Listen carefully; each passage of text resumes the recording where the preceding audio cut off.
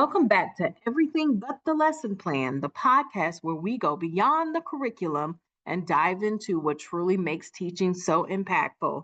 I am your host, Franchesca Thompson, and today we're shining a spotlight on the educator's voice, a segment where real teachers share stories straight from the classroom. From those unforgettable aha moments to the tough days that test your resilience. This episode is all about the voices that often go unheard, the teachers who are on the front lines every day. These stories aren't scripted, they're raw, they're real, and they're full of heart. Joining me is Kayron Spellman, a dedicated educator whose passion for her students and her craft has transformed not only her classroom experience, but also her life. We'll hear about the highs and lows and everything in between as she shares her unique journey into teaching and what has kept her motivated along the way. Welcome to the show, Miss Spellman. How are you today? I'm good. How are you doing? Pretty good. I'm excited about you being on and sharing your story. But tell us a little bit about you, where you're from. Yes, sir. My name is Kayron Spellman. I am from Jefferson City, Tennessee. It's not too far from Knoxville, Tennessee, if you've been in that area.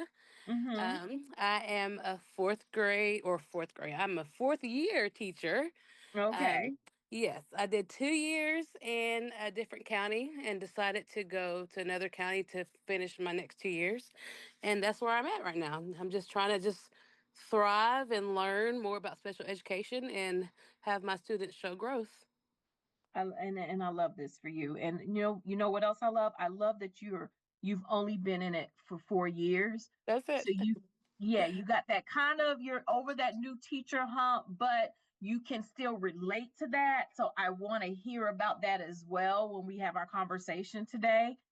Because we need more teachers, and it's your story and the other teachers who share that help people to understand what this industry is about. So thank you for Yes. coming on today. Well, thank you for inviting me. Yes. So how did you land your job in education? Okay, so not long after discovering my passion for helping students in the mental health field within the Mm-hmm. school system, I reached out to my good friend Miss Moore to share my desire to pursue a career in education. Okay. I used to work at Helen Ross McNabb Center in the county I lived in, and I used to go into the school system just to check on my students that had mental issues and also check with the teachers.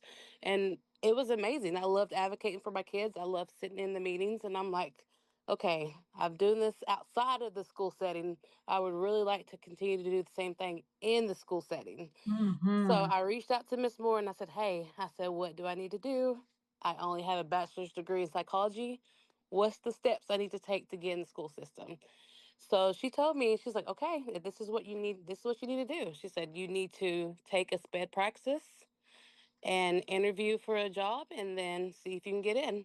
And that's exactly what I did. I took the sped praxis, passed by 1 point, one Yeah. point, and I interviewed for the job. And my first 2 years, I worked in a different county, and I enjoyed it. And you know what? It's commendable that you selected and your passion is for special education because I was doing some research once I figured out that you were coming on to the show and that is your area. There is a survey that was created by Children's Guild that reported special education teacher vacancies were nearly twice that of other subject areas. Some 65% of public schools in the US reported being understaffed in special education. And you were like, this is going to be my thing. So tell Yes. me a little more about that, your experience as the teacher in this industry. Yes. Okay. So before I was a special education teacher, I was a special education mom. So Hmm. I'm a special education mom, teacher mom to a child with autism. She was 14 years old. So I've always been really interested in special education, learning what more I could do to advocate for my child. And that was like, okay, this is what I want to do. So if I'm going to do this for my child, I want to do this for other students as well that kind of are on the same path as she is. So, as a special education teacher, I served in math and reading intervention for my students. I served kindergarten through third. I work with multiple groups for 30 minutes a day. And Hmm. so my goal, my end goal for each day is to make sure my students show growth. I tell my parents, okay, please don't expect, your child to be on grade level by the end of the school year. Hmm. Would that be great? That would be wonderful. But if they show growth in my class and they're participating and they're happy and they're confident and they're reading math skills, that's all I care about. Hmm. The data will show at the end of the school year. So that's one thing I focused on this year is just building confidence with my kids, working on measurable goals, and just making sure my parents are aware of where their students are in the school year. And I love that parent awareness. I love that you are intentional with your parent involvement and you set the expectations day one so that they know what to do in this learning journey with their child. Yeah, absolutely. Because I mean, being a parent of a special needs child, you worry about, okay, my child's not on grade level, they're struggling. But one thing I tell my parents in the meeting, yes, your child may not be on grade level, but look how much we've grown from August till now. Look how Hmm. much your child has grown from the beginning of the school year to the end. Like it's there. Is it Yeah. it's slow, but it's there. As long as your kid is showing progress, we're going to hit that goal. Keep continue to advocate for your kid at home. Keep pushing them to increase their reading and math skills because their confidence will grow. And I also tell my parents, like, my background, I struggled in reading. All through elementary school, I struggled with reading comprehension, and it just put me down. It tore me down because I was tired of feeling different. And then my parents, thankfully, stepped in and they got me the hooked on phonics, which I still believe that in that program now. Hmm. They said, okay, you want to read, you want to comprehend what you read. This is what you have to do. So my parents put in the work, and I was able to be a fluent reader by the time I was in fifth grade. So I try to share my stories that coming from the background of a student that struggled in school, I was able to get the right resources and have the right teachers to mold me. And now I'm doing the same thing for my kids. Yeah. You know what? Your personal experience with reading was really a defining moment for you on how you show up as an educator for your students. Right. So, what was it like for you as a classroom teacher? I know you're 4 years in. What's that experience? What was that experience like? I can tell you my first year was rough because I'm Yeah. coming in with only a background in mental health and psychology. So, my first couple of weeks of school, I had extended resource classes, and the two Mhm. classes I taught was extended resource math and extended resource reading. So I had not a full class. I had a couple of kids, I think around 6 to 8 my first 2 years. And the first couple of weeks I was like, where do I start? Like how do I teach so many kids that are on so different levels in their academics? What do I do? So I reached out to my TA at the time, and he was like, you know what? You just do what you know to do. Do what you know. You know what to do. You know how to do. Start off point A and then see where they're at with their data and then go to point B. I'm like, okay, like Lord help me because I feel like it was a lot my first year. I was stressed. I was tired going through college, dealing with two newborn twins. Oh. All yes, all of that. And Mhm. I was like, I chose to do this for a reason, and I knew the Mhm. stress would come. But my first year, it was rough. I had to learn a Mhm. lot of new things that I thought I knew as a sped parent, but you don't when you come into the other side of the room. There's so Yeah. much that you have to learn the paperwork, learn the writing, learn instructional skills. You have to be able to make sure all your kids are showing growth and have classroom management. That was one thing that I struggled with. Like, okay, classroom management, IEPs, keeping files, everything that I had to do and just by myself. And I was like, okay, this is what I need to do. And I'm Yeah. struggling. And it's okay to struggle. It's okay.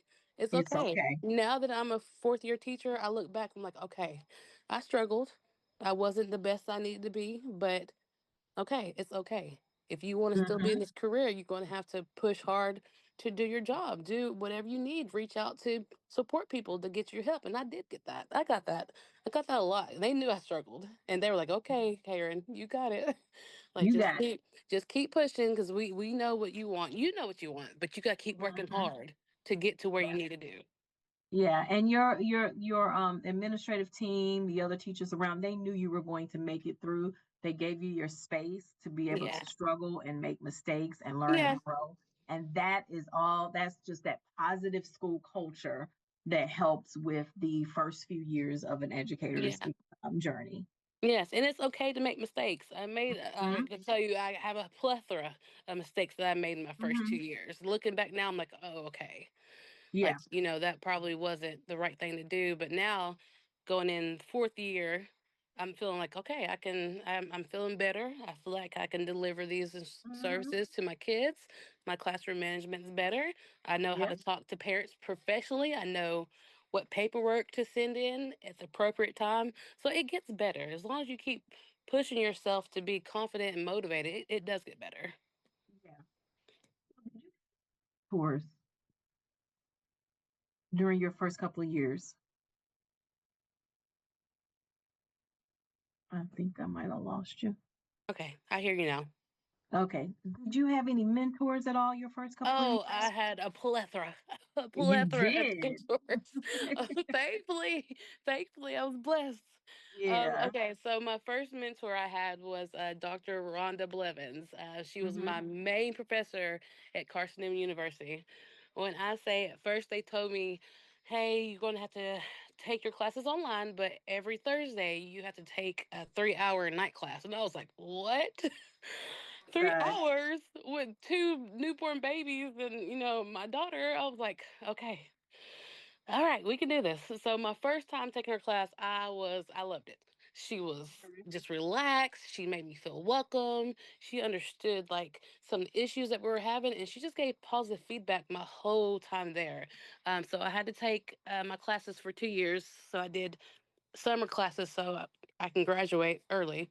And she just made that experience wonderful. She gave me advice. She listened to my concerns when I had, and she was like, okay, this is what you need to do. This is what you need to do. Have you tried this? I'm like, okay, I hear you. So I need to apply it. She also was one of my references to the job I'm currently at. She gave me a wonderful reference to the school because she's seen what I can do, and I'm very thankful for her. So That's good. Dr. Blevins, if you're listening, thank you. um, Yeah. so, Oh, I love that. so my professor was my first one. My second one, I had the program that you go to in Carson is called Job Embedded. So you're able to work in the school system and still go to school, and which I think is wonderful. So I had a mentor there. Her name was Miss Claudia Leonard Sills. She was actually a teacher at the high school I attended, Mhm. and she was always welcoming coming in. Whenever she came in, I had a ton of questions. I was like, okay, you're a seasoned teacher, English teacher. What can I do? What do you suggest? And she Mhm. always gave me positive advice, always had a smiling face. And it just made me feel like, okay, Karen, this is someone who's taught for years and she's giving me positive feedback and she's giving me some stuff to help me. I'm like, okay, this is where I need Yeah. to be. She's seeing the growth in me. So I thank her as well. Um, That's great. I had four other teachers, two that worked at my school when I first got hired. Summer Moore and Marcy Dalton. They worked in the special education team with me, and both of them were like, "Okay, this is what you need to do. This is what you need to work on. Work on this. Work on this. This is feedback." Summer helped me write my first IEP because I had no clue. As Yeah. as a parent, you think you know everything in the IEP until you write it. That's a whole different ball game because you have to collect the data, then you have to read the data, then you have to make it appropriately written because it's supposed to individualize each child. I'm like, Mhm. okay, okay.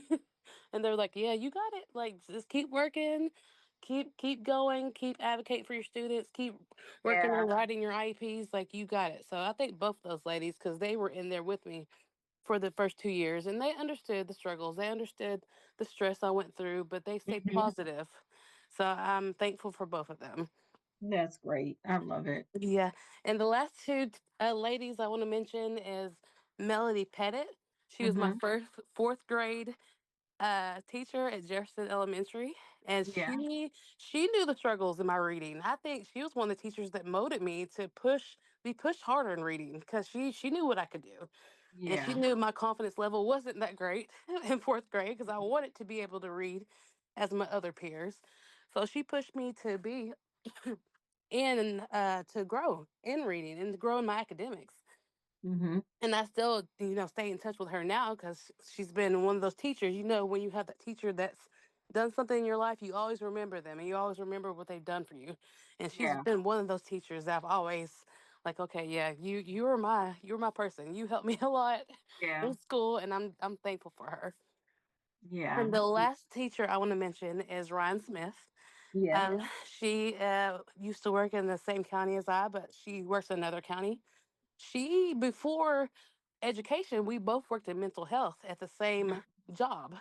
So she Oh. went, yeah, she went into the education field, and she was like, Kayron, this is your field. I'm like, no, let me just stick with mental health, what I know, what I've been doing for 10 years. Let me just stick with just advocating for my kids outside the school setting. She was like, no, she was like, Mm-hmm. you have it to be a teacher. You need to get an education. So I was like, okay, I hear you.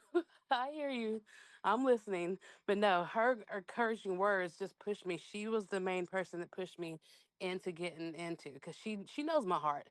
She knows how I've worked hard with my daughter, and she knows how I love to advocate for students, and she's seen that, and I've known her for years. So Mm-hmm. she's pushed me to get an education, and I think all the ladies for being my backbone because they helped me out a lot. You had a solid I foundation had of plethora of mentors. teachers. Consider It yourself was blessed, ma'am. when I say I was like, please just help me Yes. be a better teacher. And all the ladies just gave, they were all so kind. And I'm just thankful and blessed that I had each of them had instilled just little things in me to make me Mhm. better as a teacher. Yeah, I love that. So if you could go back to your first year, now that Yeah. you're 4 years in, what would you tell your first year teacher self? Lord, I could write a book. I could write a book. No. Write that book, sis. Write it. So, in a nutshell, I would say buckle up. This is Mhm. going to be an emotional roller coaster. It is, and it's fine. It's fine now, but it was. It was an Mhm. emotional roller coaster. You'll face moments of doubt, exhaustion, and even heartbreak. Mhm. There will be days when you question if you're making a difference, when the weight of the job feels heavier than you ever imagined. Yes. But don't give up. Keep pushing, keep growing, keep showing up for your students and yourself. Mhm. You're shaping lives in ways that you may never fully see or understand, and that the impact is priceless. Yes, the late nights, the early mornings, the countless hours of planning, reflecting will take a toll, but those moments of connection when a student understands something for the first time, when a challenging turns into a breakthrough, will make it all worth it. And it has. It has already. Mhm. There will be setbacks, there will be tears, there will also moments of pure joy that reminds you why you chose this path. Know that each obstacle is a stepping stone to becoming not just a better teacher, but a stronger, more compassionate person. And Mhm. all your hard work, long nights, and dedication will pay off in ways you'll never imagine. It's worth it, and Mhm. keep going. Keep going. If this Yeah. is what you want to do, you better work your butt off to do it. Yes. I feel like being a fourth year teacher now, seeing everything I went through, that just pushed me more to work on myself because I wasn't the best teacher. I wasn't. I struggled. Mhm. I did, and I admit I struggled my first 2 years. But year 3, year 4, I sit down and said, "Okay, I'm done with college. This is it. Mhm. Graduated. Finally got my master's degree, which that was a blessing. Um, Yeah. okay, as you got all the education part done, now it's time to put in the work in the classroom. So that's what I've been Yes. focusing on since August. Is putting the Yes, I work love in. that. Yep, there will be setbacks and there will be tears, but there will be pure moments of joy. That's Absolutely. it, Miss Spellman. I love it. Well, thank you. Thank you for coming on today. I look forward to watching you in your journey. I look forward to even your stories of how you're mentoring our teachers. They Yes. will learn a lot from you. Absolutely. Well, thank you once again for volunteering your time and knowledge to improve the lives of so many teachers. This episode is really about telling a story, and stories are good for the soul and helping people connect. We don't know who is going to listen to this one day, but hopefully they will connect with something you said today. Thank you so much for your service, Ms. Spellman. Thank you again. Yes. And for my listeners, please don't forget to answer our poll, like, vote, and share this episode. Educators keep thriving.